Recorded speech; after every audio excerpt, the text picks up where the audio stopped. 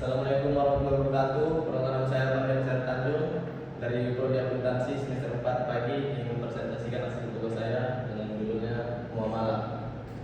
Nah, yang pertama ada pengertian muamalah. Muamalah dalam Islam adalah aturan yang mengatur hubungan antara manusia dalam berbagai kegiatan seperti jual beli, utang, piutang dan kerjasama yang bertujuan untuk saling membantu dan memenuhi kebutuhan hidup sesuai dengan prinsip-prinsip syariah. Nah, yang kedua ada macam-macam muamalah. Yang pertama jual beli. Dalam jual beli dalam bahasa Arab, jual beli sering disebut dengan nama bai yang secara bahasa berarti tukar menukar. Sementara itu bagi sebagian ulama mengartikan jual beli secara syar'i sebagai suatu akad yang dimana di dalam akad tersebut mengandung suatu sifat menukar dari harta yang satu dengan harta lainnya. Dasar hukum jual beli sudah tercantum di dalam surat Al-Baqarah ayat 275. Ada cara melakukan jual beli dalam Islam. Nah, yang terus selanjutnya ada yang bagian A, harus ada barang atau yang bisa dijadikan sebagai alat tukar untuk transaksi. Terus selanjutnya yang B, penjual dan pembeli harus dalam keadaan sehat baik itu secara jasmani atau berakal dalam keadaan balik atau dewasa. Selanjutnya ada C, jual beli dalam Islam harus ada akad atau ijab qabul. Nah, yang kedua ada khiyar. Khiyar adalah suatu transaksi muamalah yang dimana penjual dan pembeli dapat melanjutkan transaksi atau tidak melanjutkan transaksi. Di sini khiyar.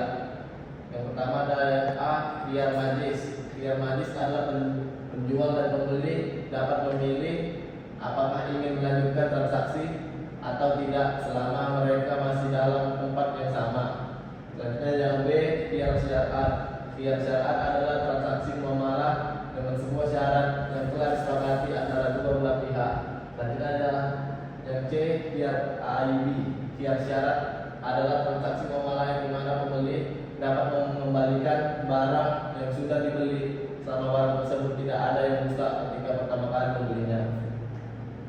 Nah, yang ketiga ada mukhabarah.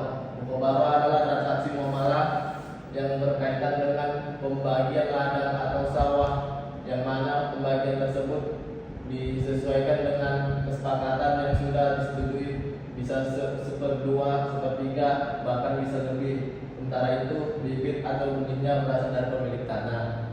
Nah, yang keempat ada utang piutang.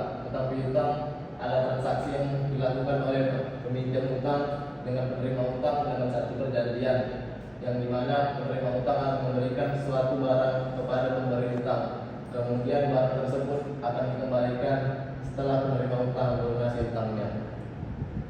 Nah, selanjutnya ada ayat-ayat tentang larangan dalam transaksi muamalah. Yang pertama, larangan melakukan kecurangan pada timbangan, kualitas, takaran, dan kehalalan.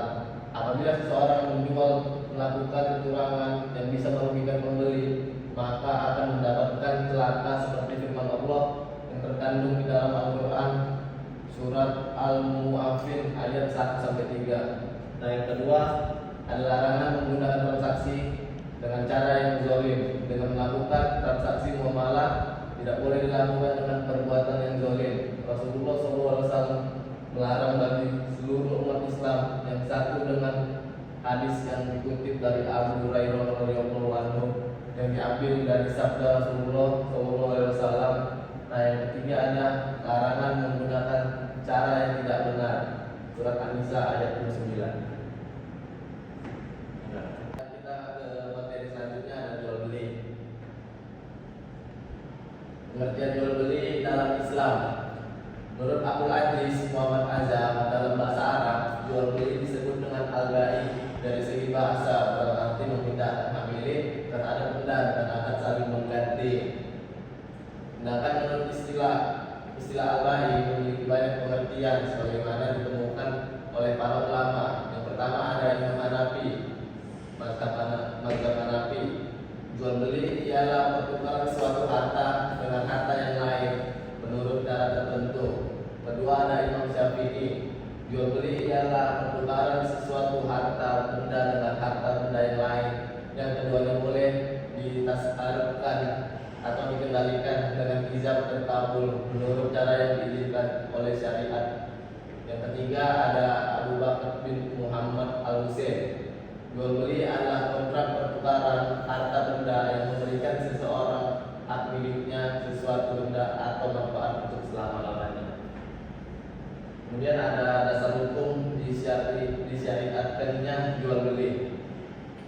Dalil Al-Quran, Allah Ta'ala berfirman, padahal Allah telah menghalalkan jual beli dan mengharamkan riba. Quran surat Al-Baqarah ayat 275.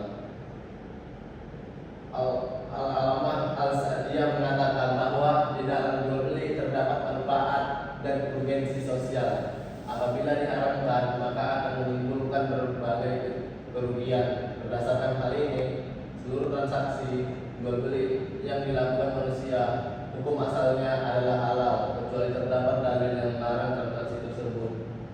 Nah, selanjutnya ada dalil sunnah.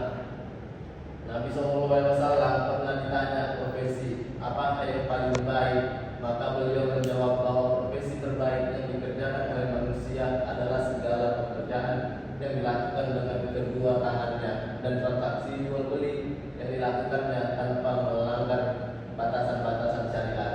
Hadis sahih dengan banyaknya riwayat-riwayat Al-Baja. Beliau SAW juga bersabda, emas ditukar dengan emas, perak dengan perak, gandum dengan gandum, kurma dengan kurma, garam dengan garam, sama beratnya dan langsung diserah terimakan. Apabila berlainan jenis, maka juallah sesuka kalian, namun harus langsung diserah terimakan secara kontan. Hadis riwayat Muslim. Dalil isma, kebutuhan manusia untuk mengadakan transaksi jual beli sangat urgent. Dengan transaksi jual beli seseorang mampu untuk memiliki barang orang lain yang diinginkan tanpa melanggar batasan syariat. Oleh karena itu, praktek jual beli yang dilakukan manusia semenjak masa Rasulullah SAW hingga saat ini menunjukkan bahwa umat telah sepakat akan disyariatkan jual beli. Fiqhus Sunnah 3/6. Selanjutnya ada syarat-syarat sah jual beli. Yang pertama, persyaratan yang berkaitan dengan berlaku praktek jual beli baik penjual maupun pembeli, yaitu hendaknya kedua belah pihak melakukan jual beli dengan ridho dan sukarela tanpa ada paksaan. Allah Ta'ala berfirman, janganlah kalian saling memakan harta bersamamu dengan jalan yang batil, kecuali dengan jalan pemiagaan yang timbul dari kerelaan di antara kalian. Quran surat An-Nisa ayat 29. Yang kedua, ada kedua belah pihak berkompeten dalam melakukan praktek jual beli, yakni dia adalah seseorang mukallaf dan Arab Rasyid, memiliki kemampuan dalam mengatur uang sehingga tidak sah transaksi yang dilakukan oleh anak kecil yang tidak cakap, orang gila atau orang yang dipaksa. Fikih Ekonomi Keuangan Islam halaman 92. Hal ini merupakan salah satu bukti keadilan agama ini yang berupaya melindungi hak milik manusia dari kezaliman karena seseorang yang gila, safi, tidak cakap dalam transaksi, atau orang yang dipaksa tidak mampu untuk membedakan transaksi yang mana baik dan buruk bagi dirinya sehingga dirinya rentan dirugikan dalam transaksi yang dilakukannya. Wallahu a'lam. Kedua, yang berkaitan dengan objek barang yang diperjualbelikan, syarat-syaratnya yaitu objek jual beli baik berupa barang jualan atau harganya atau uang merupakan barang yang suci dan bermanfaat, bukan barang najis atau barang yang haram, karena barang yang secara zatnya haram terlarang untuk diperjualbelikan. Objek jual beli merupakan hak milik penuh seseorang, bisa menjual barang yang bukan miliknya apabila mendapat izin dari pemilik barang. Rasulullah SAW bersabda, janganlah engkau menjual barang yang bukan milikmu. Hadis riwayat Abu Dawud At-Tirmidzi. Nah, seseorang diperbolehkan melakukan transaksi terhadap barang yang bukan miliknya dengan syarat pemilik memberi izin atau ridho terhadap apa yang dilakukan. Karena yang menjadi tolak ukur dalam perkara muamalah adalah ridho pemilik. Ini ditunjukkan oleh persetujuan Nabi SAW terhadap perbuatan tubuh tatkala beliau memerintahkannya untuk membeli kambing buat beliau. Hadis riwayat Bukhari. Jual Sebagian orang beranggapan bahwa jual beli tidaklah berbeda dengan riba. Anggapan mereka ini dilandasi kenyataan bahwa terkadang para pedagang mengambil keuntungan yang sangat besar dari pembeli. Atas dasar inilah mereka menyamakan antara jual beli dan riba. Alasan ini sangat keliru. Allah Ta'ala telah menanggapkan seperti ini. Allah Ta'ala berfirman, orang-orang yang mengambil riba tidak dapat berdiri melainkan seperti berdirinya orang yang memasukkan seekor lantaran tekanan penyakit gila. Keadaan mereka yang demikian itu adalah disebabkan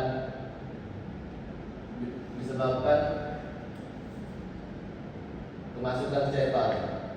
Sungguhnya jual beli itu sama dengan riba, padahal Allah Ta'ala menghalalkan jual beli dengan mengharamkan riba. Quran surat Al-Baqarah ayat 275.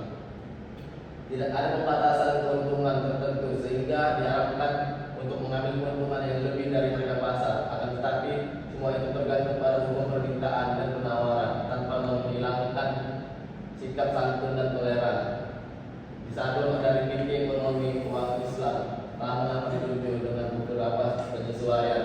Bahkan Nabi SAW menyetujui tatkala sahabatnya Umar mengambil keuntungan 2 kali lipat dari harga pasar tatkala diperintah untuk membeli seekor kambing buat beliau sallallahu alaihi wasallam.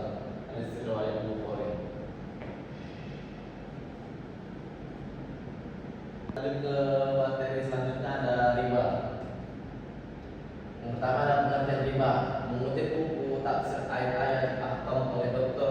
Haji Abdul Rahman Kasbi, menurut bahasa riba berasal dari kata ziyadah yang artinya tambahan. Dalam Al-Quran, riba memiliki pengertian penambahan yang diambil tanpa adanya transaksi pengganti atau penyeimbang yang dibenarkan oleh syariah. Adapun Al-Harits bin Usama meriwayatkan dari Ali bin Abi Thalib bahwa Rasulullah SAW bersabda, setiap utang yang menimbulkan manfaat adalah riba. Yang kedua adalah hukum riba dalam Islam. Riba dalam Islam adalah perbuatan dosa dan dilarang keras praktiknya oleh Allah SWT. Larangan riba langsung disampaikan oleh Allah SWT dalam Al-Quran surat Al-Imran ayat 130 yang berbunyi, ya ayyuhalladzina amanu la taqulu riba ada akam muda atau wa taqulu laqalakum tuflihun. Artinya, hai orang-orang yang beriman, janganlah kamu memakan riba dengan berlipat ganda dan bertakwalah kamu kepada Allah supaya kamu mendapatkan keberuntungan. Mengutip buku 30 dosa riba yang dianggap biasa oleh Dr. Sa'id Al-Qatani, Imam An-Nawawi mengatakan bahwa kaum muslim telah sepakat bahwa secara garis besar riba hukumnya adalah haram. Rasulullah SAW pun secara nas mengharamkan riba yang terdiri dari 6 bentuk, yakni barang emas, perak, gandum, syair, dan jenis gandum, kurma, dan garam. Nah, yang ketiga ada jenis-jenis riba. Riba nasiah. Riba nasiah adalah riba yang dilakukan pada masa jahiliyah. Pada tersebut, riba sudah cukup menyebar luas karena memiliki keuntungan yang besar. Pada saat itu, seorang peminjam akan membayar tambahan jika ia telah membayar utang. Imam At-Tabari meriwayatkan bahwa pada masa jahiliyah seseorang memiliki hutang pada orang lain. Lalu orang yang berhutang berkata kepada si pemberi hutang, kau mendapatkan sekian dan sekian asalkan kau memberi tanggungan waktu untukku. Lalu ia diberi tanggungan waktu membayar hutang. Yang kedua, riba fard. Riba fard adalah penukaran barang dengan barang yang sejenis namun lebih banyak jumlahnya karena orang yang menukarkan mensyaratkan seperti itu. Contoh, riba ini adalah padang ditukar dengan padi, emas ditukar dengan emas, dan semacamnya. Terkait riba fard ini, Ibnu Abbas tidak mengharamkannya karena sesuai dengan sabda Rasulullah SAW, sesungguhnya riba adalah nasiah. Maksud sabda Rasulullah tersebut adalah jika digunakan untuk barang yang berbeda jenisnya, maka nasiah diharapkan dan diperbolehkan. Memberi kelebihan seperti menjual beli gandum dengan gandum. Terima kasih. Sekian presentasi dari saya. Assalamualaikum warahmatullahi wabarakatuh.